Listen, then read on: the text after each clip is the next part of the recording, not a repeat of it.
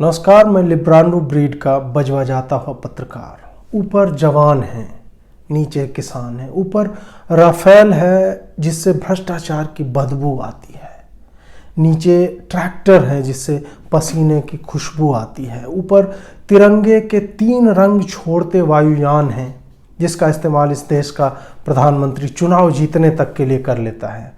और नीचे ट्रैक्टर से निकलता हुआ काला धुआं है जो किसानों के रक्त के ईंधन से उसके जलने के बाद निकलता है। वहाँ संविधान की रक्षा की कस्में खाई जा रही हैं और यहाँ किसान एक नया संविधान लिखने जा रहा है। ऊपर हवा में अटखेलियाँ खेलते हुए मिराज के फाइटर जेट हैं और नीचे सड़कों पर इस ठंड में करवट बदलने को मजबूर हमारे किसान भाई हैं। वो भी एक फाइटर है। ऊपर स्कोडा है, नीचे लहसुन है। ये कुछ वैसे शब्द हैं जो कल आपको किसानों की जो रैली होने वाली, ट्रैक्टर परेड जो होने वाली है, उसमें आपको सुनाई देंगे। और इसी तरह से मीडिया पूरे नैरेटिव को चैलेंज करने की कोशिश करेगा और शायद इंटरनेशनलाइज भी करेगा। इंटरनेशनल मीडिया में भी इसके ऊपर इसी तरह के बिंबों का प्रयोग करके, इसी तरह के शब्दों का प्रयोग करके कि भारत में डेमोक्रेसी जो है गणतंत्र दिवस के दिन जो है एकदम अटर फेलियर साबित हो चुका है और पूरी तरह से अराजकता फैली हुई है। और यहाँ की सत्ता जो, यहाँ का जो सत्ताधीश है वो सो रहा है। आपको किसान, अन्नदाता, कैसा गणतंत्र, कैसा संविधान। आज किसान जो है सड़कों पे सोने को मजबूर है। भाई किसने बोला सड़क पे सोने के लिए? किसी ने मजबूर किया वहाँ सोने के लिए, या तुमने ये अपनी पसंद से तुम वहाँ सोना जो है चाह रहे हो? वहाँ पे तुम सो ही नहीं रहे हो, सो भी रहे हो। और आशा है कि मैं जब बोल रहा हूँ तो दोनों तरह के सोने का आप अर्थ जो है समझ पा रहे होंगे। दलालों की वकालत करने वाले ये लोग हैं, ये अपने आप को अन्नदाता कहते हैं। ये जो एक न्यूटन फिल्म में एक डायलॉग है कि तुम्हें, मतलब तुम ईमानदार हो, उससे ज़्यादा तुम्हें ईमानदारी का घमंड है। तो वही ये लोग जानते हैं कि किसी न किसी तरह से इनके साथ भी किसान नाम का शब्द जो है जुड़ा हुआ है। और किसान है तो फिर ये दंगा साहित्य और आंदोलन साहित्य वाले जो वामपंथी होते हैं उसको अन्नदाता बना देंगे। अन्नदाता के ऊपर मैं पहले भी बता चुका हूँ कि इतना सिंपल सब कुछ है नहीं कि कोई मेरे घर में आके जो है अन्न पहुँचा रहा है, फ्री में कोई कुछ नहीं दे रहा है। मैं ये भी जानता हूं कि किसानों की हालत जो है बहुत ठीक नहीं है, लेकिन ये जो लोग हैं ये वो किसान नहीं है, ये पूरे भारत के किसानों का प्रतिनिधित्व तो नहीं करते हैं। ये वो किसान है जो अकेले चुनिंदा उन राज्यों के, पंजाब और हरियाणा के वो किसान हैं जो पूरे भारत का, भारत सरकार जो खरीद करती है उसका 45% हिस्सा, मतलब 100 करोड़ की अगर खरीद होगी तो 45 करोड़ सिर्फ इन 2 राज्यों में जाता है। बाकी के 26 राज्य और 8 केंद्र शासित प्रदेश जो हैं उसमें मात्र 55% जाता है। आप सोच लीजिए 1%, 1.5% एवरेज औसत है कि वहाँ से केंद्र सरकार खरीदती है। और इसी पे इस कानून ने उसी व्यवस्था को, दलालों की व्यवस्था को, बिचौलियों की व्यवस्थाओं को, उन आढ़तियों की व्यवस्थाओं को, जिस पे एक लंबे समय से एक जाति का, जी हाँ इसमें कास्टिज्म इन्वॉल्व है, एक ही कास्ट के लोग आढ़तिये बनते हैं। इस पे दुर्भाग्य से रवीश कुमार ने 2015 के अप्रैल में एक रिपोर्ट की थी, वो जाके आप पढ़ सकते हैं। ये ब्लैकमेलर्स हैं और वही ब्लैकमेलर्स जो हैं वहां पे वो किसानों को, छोटे किसानों को जो आप ब्याज पे देते हैं, ब्याज देते हैं और उनसे लगातार, मतलब तय अमाउंट देते हैं और लेते हैं। जो एक अभी जो कहा जा रहा है कि नहीं आढ़तिये तो उनके दुख और सुख के साथी होते, कोई साथी नहीं होता है। प्योर बिजनेस है, दलाली है और किसान की गरीबी को एक्सप्लॉइट किया जाता है वहाँ पे। और ये वो किसान नहीं है जो सूद ले रहे हैं, ब्याज पैसे ले रहे हैं। जो यहाँ पे बैठा हुआ है उसका जाके, ये तो ट्रैक्टर वाले किसान है। ट्रैक्टर की कीमत 5 लाख 6 लाख शुरू होती है सिर्फ ट्रैक्टर की, उसमें ट्रॉली और बाकी चीज़ें लगाई तो पता नहीं कितना हो जाएगा। तो आपको ये आंदोलन साहित्य के शब्द और कविताएं एकदम फटी बिवाइयाँ और कोटरों में धसी हुई, इंतज़ार करती आँखें, बादल की तरफ देखता हुआ एक बुजुर्ग है जिसके बदन पे एक फटा हुआ कपड़ा है या वो भी नहीं है और वो दरारों वाली धरती पे बैठा हुआ है। इस तरह के इमेजरी जो है, इस तरह की छवियां जो है, इस तरह की तस्वीरें आपके सामने फेंकी जाएंगी और उसके नीचे पोस्टरबाजी होगी कि देखिए ये हैं हमारे किसान, सरकार ने उन्हें कहां पहुंचा दिया। जबकि ये सरकार एमएसपी के लिए कितना कर रही है वो आंकड़े जाके कोई देख ले। ये सरकार इन्हीं 2 राज्यों के किसानों के लिए कितना कर रही है ये भी कोई जाके आंकड़े देख ले। लेकिन नहीं, इनको अब लग गया है कि बाहर के किसान भी, दूसरे राज्यों के किसान भी उसी तरह से बेचने जा रहे हैं सामान को जिस तरह से ये बेचते थे। और अब इनकी मोनोपोली जो है वो शायद खत्म होने वाली है। अब इनके हाथ से इनका धंधा, व्यापार भी नहीं धंधा, वो छिनने वाला है। तब ये सड़कों पे आए। इसलिए ये सब जो है ना, ये जो आपको गिल्ट ट्रिप पे भेजने की कोशिश हो रही है, आपको जो है अपराध बोध में डुबोने की जो कोशिश हो रही है, उससे बचिए और इन लोगों को किसान, अन्नदाता जैसे संबोधनों से पुकारना, इनके ऊपर लिखना, इनके ऊपर चर्चा करना बंद कीजिए। ये किसान अपने हक के लिए लड़ रहे हैं और वो हक जो है वो इनका अपना हक जो है, मैंने जिन अभी 34 राज्यों और केंद्र शासित प्रदेशों की बात की, उनके हक मारने को ये अपना हक कहते हैं। आप सोचिए कि आधा पैसा सरकार के खरीद का कृषि पे, लगभग आधा पैसा इन 2 राज्यों में जाता है। तो क्या बाकी के राज्य वाले कहां जाएंगे? वो कहां बेचते हैं अपनी फसलें? और ये लोग उसी जिद पे अड़े हुए हैं कि नहीं, ये सुनिश्चित करे सरकार कि हम ही से खरीदा जाए अनाज। सरकार कहीं से भी खरीदे, उससे तुम्हें क्यों समस्या हो रही है? अगर तुम किसानों के वास्तव में प्रतिनिधि हो तो तुम मंडी के चक्कर में क्यों फंसना चाह रहे हो? तुम क्यों नहीं खुले बाजार में compete करना चाह रहे हो अगर तुम जानते हो कि तुम्हारा प्रोडक्ट सुपीरियर है? खैर, लॉ पे मैं काफ़ी जो है बोल चुका हूँ। मैं आज बात करने जा रहा हूँ कि कल को नैरेटिव किस तरह का बनने वाला है। ये जो ट्रैक्टर की परेड निकलेगी उस पर कहा जाएगा एकदम, जिस दिन सड़क खामोश हो जाएगी उस दिन संसद आवारा हो जाएगी। अबे घोंचू, सड़क पर के ही लोगों ने, और वही लोग संसद में भी भेजते हैं, वही चुनते हैं कि संसद में कौन जाएगा। ये सड़क और संसद की बात जो है ना, तानाशाहियों पे लागू होती है, या जहाँ राजा महाराजा का है, या जहाँ कम्युनिस्ट शासन है, जहाँ डायरेक्ट रिप्रेजेंटेशन नहीं है। सड़क यहाँ पे खामोश नहीं है, यहाँ पे उल्टी बात है। यहाँ संसद खामोश है और सड़क जो है आवारा हो चुकी है। सड़क इतनी आवारागर्द हो चुकी है कि उसके कारण 53 लाशें गिरती है दिल्ली के हिंदू विरोधी दंगों में।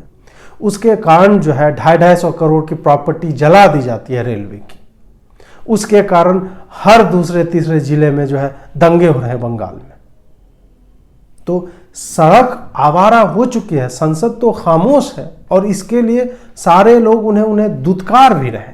तो ये नारे जो है ना, संसद और सड़क, ये वाला चीन में जाके लगा के देखो ना, वहाँ जो कम्युनिज्म की तानाशाही, वामपंथियों की तानाशाही, ये लोकतंत्र में वामपंथी फटिश से स्खलन प्राप्ति के लिए प्रयास मत करो, क्योंकि वो सफल नहीं होगा। क्योंकि सड़क के लोग जानते हैं कि जिस सड़क पे ये लोग आवारागर्दी कर रहे हैं वो सड़क पे पहले टूटी हुई होती थी, और आज वो सड़क इतनी स्मूथ हो चुकी है कि वहाँ कोई सो भी रहा है तो भी कोई बात नहीं, वहाँ सो सकता है कोई। मतलब अगर इसको दूसरे एंगल से मैं देखूं तो ये तो अच्छी बात है कि सड़क मोदी सरकार में इतनी अच्छी बन गई है कि किसान वहाँ टेंट लगा के पिकनिक मना रहा है, वहाँ सो रहा है। उसको सड़कों को पर्यटन स्थल बना दिया है सरकार ने। तो इस कारण भी जो है सरकार की वाहवाही होनी चाहिए। खैर, ब्लैकमेलर हैं ये लोग, और इनको किसान कहना जो है बंद किया जाना चाहिए। 35 लाख के ट्रैक्टर लेके घूम रहे हैं आदमी। वहाँ पे एक टाइम्स ऑफ इंडिया पे कल मैं पढ़ रहा था आर्टिकल की किस तरह से पत्रकार लोग लिखते हैं इसको जो रोमांटिसाइज करते हैं कि किसान आंदोलन सिर्फ किसानों का आंदोलन नहीं है, लोग एक्सपीरियंस लेने के लिए वहाँ पे जा रहे हैं, it is a spiritual and I opening experience. इस तरह की बातें लिखी जा रही हैं। लोग जो है, हमारे कुछ दोस्त हैं, उनके जो दोस्त हैं वो बताते हैं कि अरे आइए यहाँ पे एकदम गजब का माहौल सेट है, खाना पीना मिल रहा है। इस तरह की बातें हो रही हैं।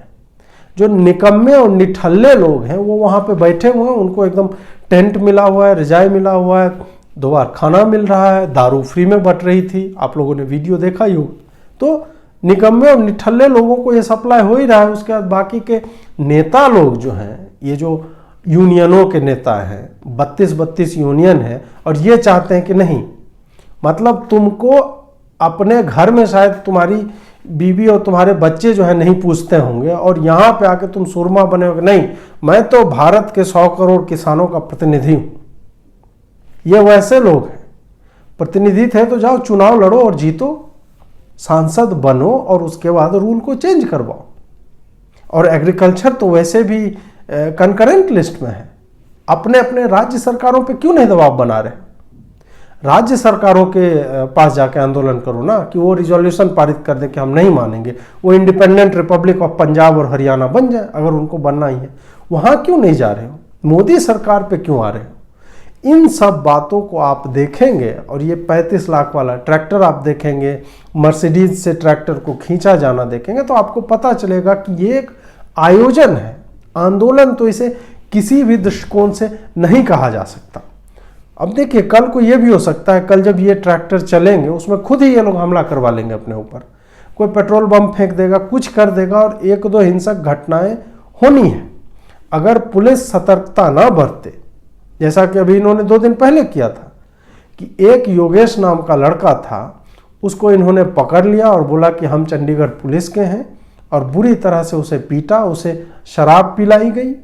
दारू पिलाने के बाद बोला कि तुमको अगर जान बचानी है, हम पुलिस के आदमी मार के फेंक देंगे, लेकिन अगर जान बचाना चाहते हो तुम्हें प्रेस कॉन्फ्रेंस में ये कहना है। वो नकाबपोश बना के प्रस्तुत किया गया, और उसने बोला कि हम जो है 4 किसानों को मारने आए हैं। लेकिन एक ही दिन में पुलिस ने उसे पकड़ा, ट्रेस किया और पता किया, तो बोला कि नहीं, मुझे मजबूर किया गया था, मुझे जान बचानी थी, इसलिए मुझे झूठ बोलना पड़ा।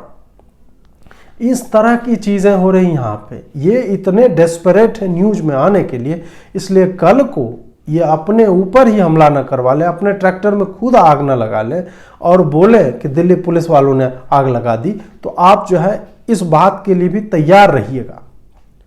इसको जो है इंटरनेशनल अटेंशन देने के लिए भी एक पूरा तंत्र जो है लगा हुआ होगा।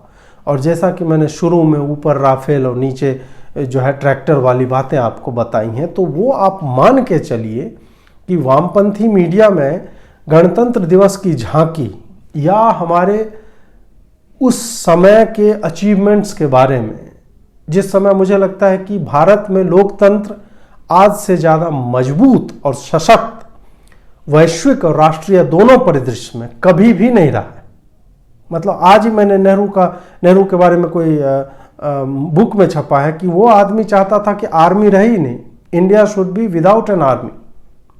वो तो जम्मू कश्मीर में वो आर्मी ने ऑपरेशन किया जो ट्राइबल रेबेलियन को पुश कर दिया था पाकिस्तानियों ने, तब जाके उसको समझ में आया कि नहीं आर्मी की ज़रूरत है। इस तरह के तो लोग हमारे पास थे जिन्होंने सैकड़ों वर्ग किलोमीटर जो है दान में दे दिए चीन को। 1959 से जिस चीन ने अरुणाचल प्रदेश के कुछ हिस्सों में बस्तियां बनाई हुई, उसको आज कांग्रेस की ऑडेसिटी देखिए, उसकी हिमाकत, कि वो ट्वीट कर रहा है कि वहां देखो मोदी घुसा रहा है चीन को अपने पास। अरे मोदी आज ही पेला है, आज ही पेला है हमारे जवानों ने और लहूलुहान करके भगाया है चीनियों को। तो तुम राह कहाँ रहे हो भाई? अपना इतिहास जानो कांग्रेस वालों। और तुम्हारी ये दुर्गति इन्हीं कारणों से है कि तुम जो भी ट्वीट कर रहे हो, तुम्हारा जो भी नेता है जो 2 लाइन नहीं बोल पाता है, वो गधा आदमी। Tamil pride will drive India. Why? Tamil pride का है, भोजपुरी प्राइड क्यों नहीं? आज तुमको बड़ी तमिल प्राइड की याद आ रही है, तो पेरियार के टाइम में क्यों नहीं वो स्वतंत्र राष्ट्र घोषित कर देते? तुम्हारे तो बाप दादा नाना परनाना जो भी है ये लोग सत्ता में थे, तो उस टाइम क्यों नहीं किया? उस टाइम क्यों नहीं तमिल प्राइड याद आया? ये लोग बिल्कुल ही भारत को विखंडित करने की नीति के समर्थक हैं और ये चाहते हैं किसी भी तरह से अराजकता फैले और उसके लिए किसी भी हद तक जाने को तैयार हैं।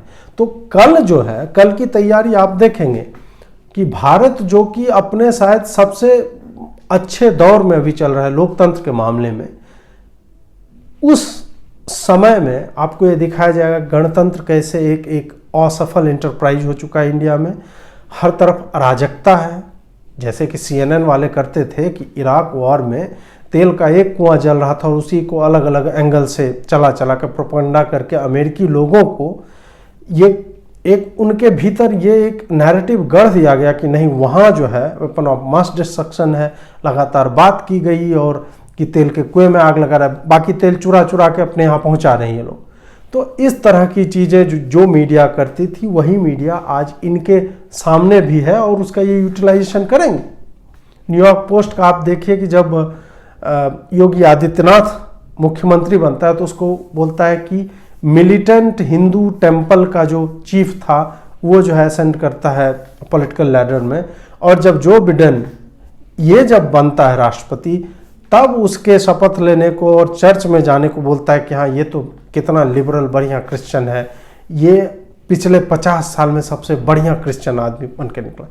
इस तरह के दोगले न्यूज़पेपर जब कल को लिखेंगे तो आपको तैयार रहना चाहिए उसको काउंटर करने के लिए कि ये लोग वस्तुतः इनको भारत के आगे बढ़ने से ये लोग स्वीकार नहीं कर पा रहे हैं ना। आप याद कीजिए कि ढोलक ताली पीटने पे, थाली बजाने पे, दीपोत्सव मनाने पे हमारे जो फ्रंटलाइन वॉरियर्स थे कोरोना में, उसके लिए जब मोदी ये सब कर रहा था तो ये जो पूरा गैंग है लिब्रांडू गिरोह, इस ब्रीड के लोगों ने क्या ट्वीट किया था, और आज सब चुप हैं। आज सबको कोरोना की वैक्सीन चाहिए। भारत दुनिया में रिकॉर्ड बना रहा है कि 1 मिलियन वैक्सीनेशन सबसे जल्दी करने का, और लगातार ये रोल आउट हो रहा है, विदेशों में जा रहा है और विदेशों से खरीदने की भी इच्छा जाहिर की जा रही है। फ्री में भी वैक्सीन दे रहा है इंडिया। आज हम वाकई में जिस जगह को डिस्कार्ड किया जाता था हेल्थ के मामले, हमारी हालत बहुत ख़राब थी, और उसमें हमने जिस तरह का मतलब एक तरह से दिखाया है कि इकोनॉमिक डाउनफॉल जो पूरे विश्व में हो रहा है, उसके बावजूद अपनी जनता को के पेट में अन्न पहुंचाना और वैक्सीन, मतलब आप देखिए दो कितने ड्रास्टिक चीज़ें हैं। जब जय जवान जय किसान जय विज्ञान बोला जाता है और साइंटिफिक टेम्पर डेवलप करने की बात की जाती है, तो इस सरकार ने साबित किया है कि हम राम जन्मभूमि पे मंदिर की नींव भी डालेंगे, भूमि पूजन भी करेंगे, और हैदराबाद में या बेंगलुरु में भारत बायोटेक है या सीरम इंस्टीट्यूट ऑफ इंडिया है, हम एक नहीं दो वैक्सीन डेवलप करेंगे और दोनों कारगर सिद्ध होगी। यह है कि दोनों हैंड इन हैंड, धर्म और विज्ञान दोनों चल सकता है साथ में, इस सरकार ने बताया। तो आज जब हमारा गणतंत्र विश्व को लीड कर रहा है कुछ मामलों में, और उस समय कल मीडिया आपको ये तस्वीरें जरूर दिखाएंगी कि किसान अन्नदाता देखिए आहा बेचारे जा रहे हैं, इनकी मांग सुनने वाला, तो आपको भावुकता से जो है वो ऐसे दिखाया जाएगा जैसे कि आपातकाल आ गया और संविधान जो सस्पेंडेड है, और संविधान के जितने भी स्तंभ हैं उसको तोड़ ताड़ के सरकार जो है तानाशाही कर रही है। बोला जाएगा कि राम मंदिर में दान देने के लिए, उसके आह्वान के लिए सरकारों के पास समय है, लेकिन बेचारे किसानों के लिए नहीं। ये लोग किसानों से पहले पंजाब और हरियाणा के कुछ ये वाक्यांश लगाना भूल जाते हैं कि ये लोग जो है सही पहचान नहीं दे रहे हैं इन किसानों को। जो वास्तव में पहचान है उस तरह से देना चाहिए, क्योंकि ये लोग कहीं से चुन के नहीं आए हैं, कोई डेमोक्रेटिक प्रोसेस से नहीं आए। यहां अगर 50 सांसद इन इलाकों के, पंजाब और हरियाणा के अगर 50 सांसद, उनके सारे विधायक भी उस सड़क पे सोने लगेंगे तो क्राइसिस सॉल्व हो जाएगी। तो वो क्यों नहीं सो रहे हैं? वो इसलिए नहीं सो रहे हैं कि उन्हें पता है कि ना तो ये कानून संवैधानिक तौर पे गलत है, ना ये लीगली कहीं स्टैंड करते हैं, क्योंकि सुप्रीम कोर्ट ने भी यही कहा है कि इसको सस्पेंड किया जाए, कुछ दिन के लिए स्टे लगाया जाए, सस्पेंड ना किया जाए, स्टे लगाया जाए, होल्ड लगाया जाए। सरकार ने भी कहा कि हम 1.5 साल के लिए हम स्टे लगाने को तैयार हैं, लेकिन तुम जो मांग रहे हो कि नहीं ये तीनों कानून हटा लिया जाए, वो तो नहीं होगा। तो उस मांग को भी ये नहीं ये चाह रहे हैं कि सरकार इनकी कोई मांग ना माने। एक तो अल्टीमेट इनकी मांग है, उसके बाद जितने छोटे छोटे मांगे इन्होंने रखी। इनके ऊपर कोई पुलिस जो है कुछ हमला नहीं कर रही है, इनको ट्रैक्टर रैली चाहिए था तो लो भाई कर लो। तुम वहां पे एक शहर बसा रहे हो, लाइफ डिसरप्ट कर रहे हो, हर दिन 3500 करोड़ रुपए का घाटा हो रहा है इस आंदोलन के कारण। उसको भी ये सरकार आज के दौर में सह रही है। और फिर जब Q3 का रिजल्ट आएगा, जब GDP ग्रोथ की बातें होंगी और उसमें आपको डेटा ऊपर नीचे दिखेगा, तब कहोगे ये देखो ये कैसी सरकार है, हर फ्रंट में जो है नाकाम हो रहे, अर्थव्यवस्था डूब रही। क्यों डूब रही है उसके कारण आपको नहीं बताए जाएंगे। ये किसान कहीं से चुनकर नहीं आए, ये निर्दयी और निर्मम धंधेबाज लोग हैं। इन्हें सिर्फ धंधा करना आता है और पैसा बनाना इनके लिए मुख्य ध्येय है, इनका मुख्य लक्ष्य है। बाकी राज्यों के किसान रहें मरें इन्हें कोई फर्क नहीं पड़ता। अगर फर्क पड़ता और बाकी राज्यों के किसानों को भी इन कानूनों से फर्क पड़ता तो वो किसान भी आज सड़कों पे होते, जो कि नहीं है। इसलिए कल के नैरेटिव के लिए आप तैयार रहिए कि इसी तरह से वामपंथी अपने आप को स्खलित करने की कोशिश करता रहेगा और वो शब्द गढ़ रहा होगा, वो पोस्टर बना रहा होगा और कल जो है एक भावुकता का दौर चलेगा। जबकि कल वो दिन है जब आपको बहुत ही गौरवान्वित अनुभव करना चाहिए कि आप उस देश के निवासी हैं जो आर्थिक तौर पे पिछड़ा माना जाता था। वैज्ञानिक तौर पे कभी यहाँ पे फंडिंग नहीं होती थी रिसर्च और डेवलपमेंट में, अभी भी उतनी ज़्यादा नहीं। बावजूद उसके किसानों की आय हो, मजदूरों के लिए रजिस्ट्रेशन करवाया जा रहा है, उनको पेंशन की व्यवस्थाएं की जा रही है, गरीबों को आवास मिल रहा है, बेसिक एमिनिटी जिस पे किसी ने ध्यान नहीं दिया था, टॉयलेट देना, बिजली घर में होना, पोर्टेबल ड्रिंकिंग वाटर होना, ये सारा चीज कर रहा है। मतलब आप सोचिए कि मोदी सरकार के ध्यान का मतलब उनकी गंभीर निगाह कहां कहां है कि घर में शौचालय से लेके जो सबसे ज्यादा नेग्लेक्टेड अभी तक था, उससे लेके आकाश के राफेल तक, और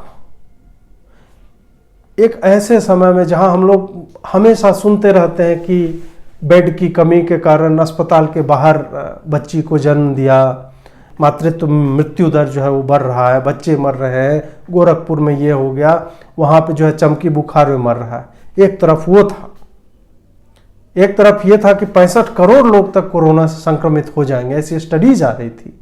और दूसरी तरफ ये देश ब्राजील को, बर्मा को, श्रीलंका को, इन सब देशों को, नेपाल को, भूटान वैक्सीन दे रहा है।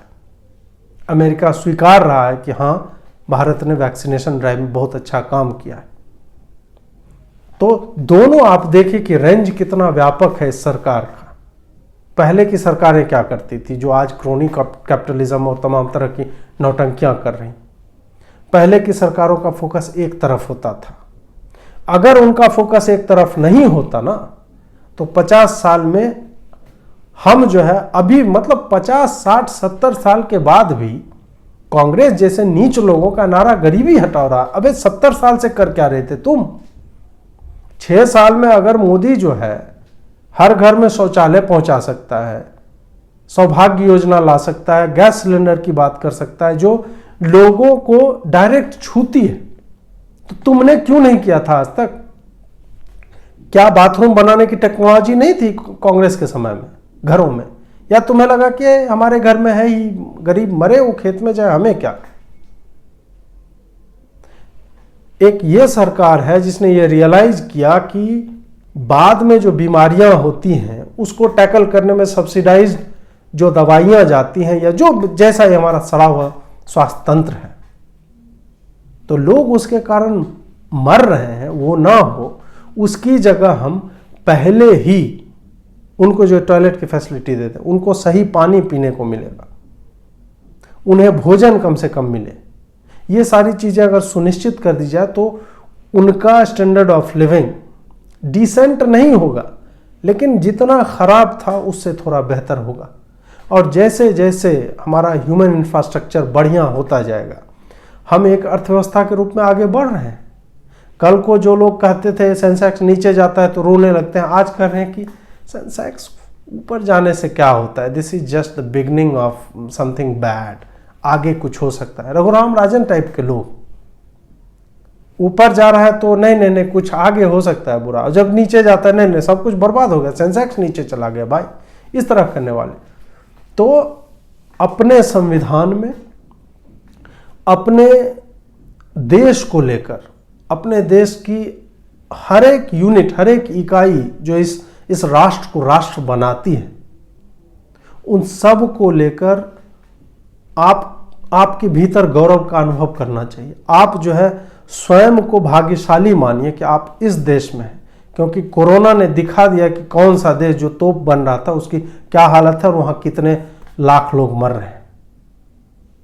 कल जब ये नैरेटिव आएगा तो उसको स्वीकारने और नकारने दोनों की स्थिति में आप होंगे। चुनाव आपका है कि आप इसको कैसे देखते हैं, कैसे हैंडल करते हैं। बहुत बहुत आभार आपका। नमस्कार।